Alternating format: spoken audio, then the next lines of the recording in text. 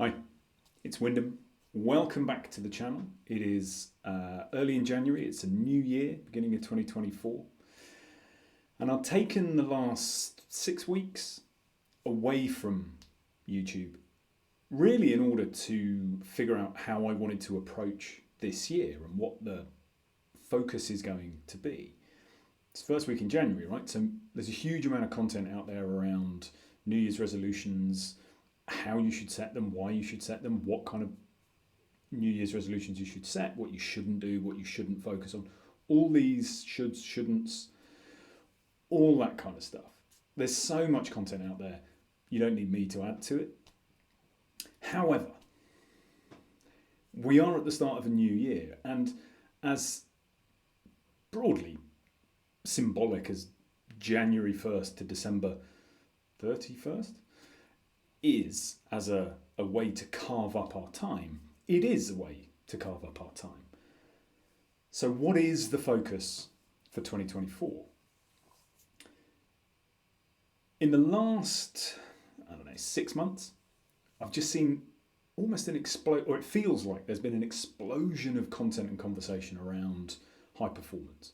What high performance is, how do you do it, how do you get it, what does it mean, all those things. And most of those conversations, at least the ones I've seen, have really been focused on the elites. Now, whether that is in sporting terms, the pinnacle, or whether that is in business terms, whether it's CEOs of enormous fortune businesses, whether or not it's entrepreneurs who are currently on their 5th, 7, 8, 9-figure exit, whatever it might be, the focus, the conversations typically revolve around people who are right at the very pinnacle of whatever their chosen area of life is. There's 8 billion people on this planet. We can't all be in that bracket. So does that mean high performance doesn't apply to us? I don't think it has to, and there's a reason I don't think it has to. Towards the end of last year, the last quarter of last year, I started encountering a particular idea of high performance that really resonated with me, because I don't view myself as an entrepreneur, serial entrepreneur who's looking to become a billionaire. The world doesn't need billionaires. I definitely don't want to be one. I'm not a world-class athlete. It might be hard for you to believe that, but it's true. However, I do believe I can pursue high performance. And this idea is the one that really unlocked it for me. It's something I've been wrestling with all of last year, and it was one of the reasons I took time out in December away from YouTube to try to figure it out. And here it is. And this is a definition of high performance that everyone can work with. High performance is 100% authenticity. Now, we hear a lot of talk about authenticity as well. Lots of people have high level, broadly superficial, maybe, explanations as to what that means. There's a big push in corporate employment to say, inclusivity, I nearly said inclusion, inclusivity is creating an environment where everybody feels able to bring their whole self to work. And I get that, I agree with that. That is a definition of, or rather it's a sub-definition of this idea of enabling authenticity. However, I don't think it goes deep enough. Because what is authenticity?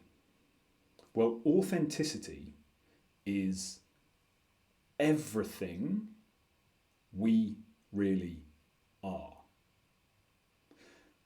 That doesn't mean cherry picking those characteristics or thoughts and beliefs or behaviours that over time have been bracketed off into the positive or good bucket. It doesn't mean ignoring all of those parts of us that we've been taught to label as bad or negative. True authenticity is looking in at who we really are and accepting it. Not only accepting it, but being bold and courageous enough to stand as that person every single day. And that is incredibly difficult. I look at myself. When I was a kid, I found running. As I went into secondary school, 11 years old, I joined the school cross-country club, and running was the first thing I had found that I was better at than other people. There were a couple of kids in me and my really good friend who were just better than everybody else. And a proportion of the time, I was better than them. I created this, or I started working down this process of running. I was good at it. I really enjoyed it. I started winning. And then I made winning the point.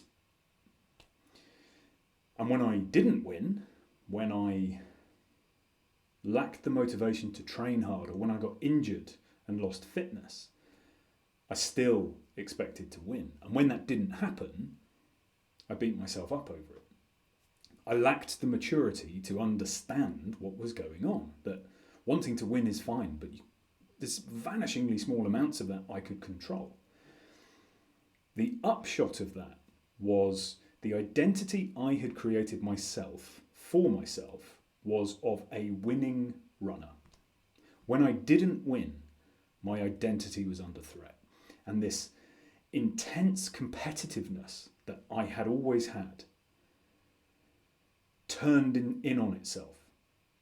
And instead of helping me, how was it, 12, 13, 14, 15, instead of helping me move forward, it turned into self-judgment and ultimately crippled me for years.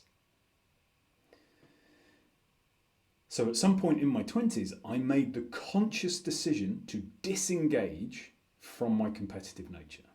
Just denied it, just moved it aside. In any instance where there was competition, I wouldn't compete. I didn't care. Which I think only eventually did I not care. To begin with, I cared very deeply, but I was afraid to lose. Because I had made losing mean something terrible about me. And that lack of competitiveness, that boxing it up, pushing it aside, ignoring it, refusing to acknowledge it, refusing to engage with it, has followed me for the last 20 plus years. And last year I was thinking about this and this idea of genuine authenticity,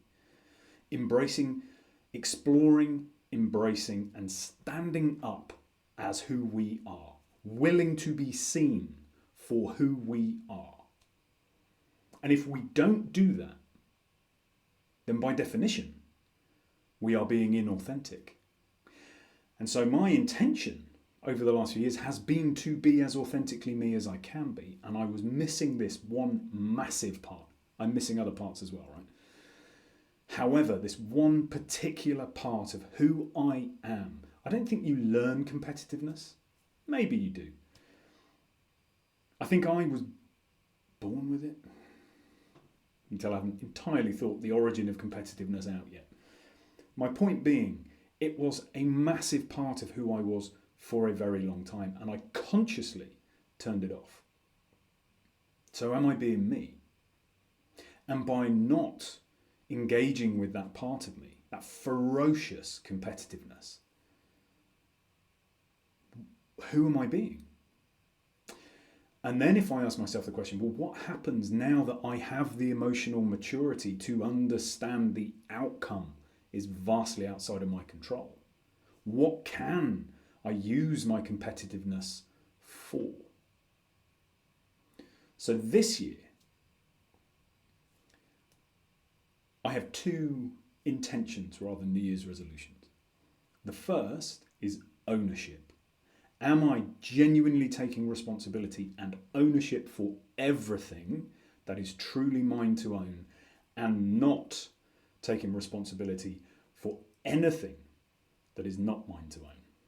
That is my intention, to 100% stand in my ownership. When things fall short, where have I failed to own what is mine to own, to own what I can to impact the outcome? And if I can look at a situation and go, did everything I could, I have to be at peace with that. The second one is authenticity, really deeply exploring what it means to be me, to look at my emotions. In the same way that we have this good, bad labeling, positive, negative labeling, we have the same thing for our emotions. We're taught from an early age that this whole group of emotions are negative, are bad, that we should ignore them, deny them, hide them. Why? It pushes us down this route where we sort of grow up with this expectation that life should all be happy, and if it isn't, that's our fault. Happy, incidentally, is too broad a stroke. I think it's a word we use because we don't understand the different component emotions that together create a sense of happiness, or can feed into a broader sense of happiness. But we're taught that that's what we should be aiming for, but it's not real. It denies a great chunk of who we are as human beings. If you were born on this planet, you're a human being. If you're a human being, you have emotions. To view them as good or bad, I mean, that's just arbitrary labeling to make other people feel comfortable. I'm not even sure where it originates from, but it's not helpful. When we view our emotions simply as energy in motion, they are messages. It is information from our deeper selves. If we can view our emotions as that, then we can move to this idea of, well, actually, I'm not going to judge my emotions. They're just part of me as a human being. If I am experiencing these emotions, because I am not the emotion I'm feeling, it's transient, changes, therefore it cannot be me. If I'm experiencing this emotion and I can view it as information, what is it trying to tell me? Can I get connected? Compassion, curiosity, connection. Can I use those three approaches? Compassion, non-judgmental. Curiosity, I wonder what that means. Connection, finding the deeper version of me within. If I can use those three approaches, then I can start to understand myself better, because I'm just a human being. We all experience all emotions from time to time. They are simply trying to tell us something.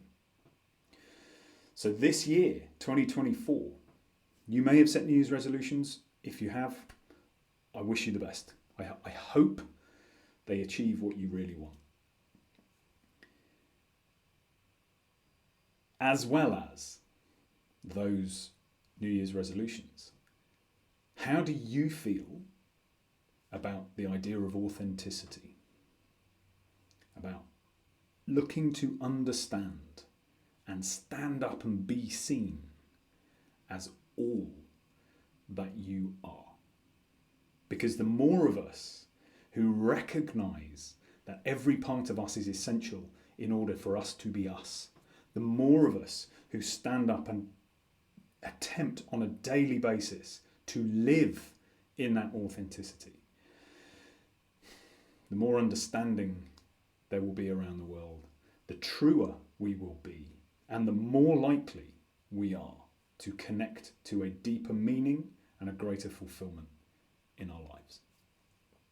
I leave you with that. I wish you a joyful and peaceful few days, and I will speak to you soon.